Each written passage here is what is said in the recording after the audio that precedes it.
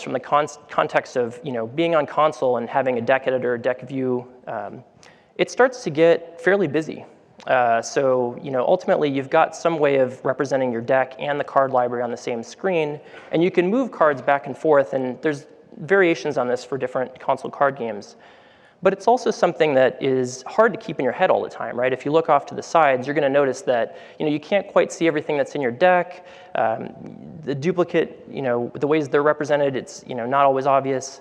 And then obviously you're only seeing a slice of your card library. And on top of that, there's just a lot of buttons here. So we changed our frame of reference. We thought, well, what if we went to a model where the decks themselves are only 12 cards, and the card could be represented in its entirety on the screen in that deck view, or the deck view that's there. You basically can snapshot this, share it easily with your friends, and the way we get around the choices in terms of making sure that there's depth in the choices is we only allow one of any given card in the deck. And so you still have to make a lot of interesting choices around what type of units you bring, the various costs that they bring, and how that shapes your deck.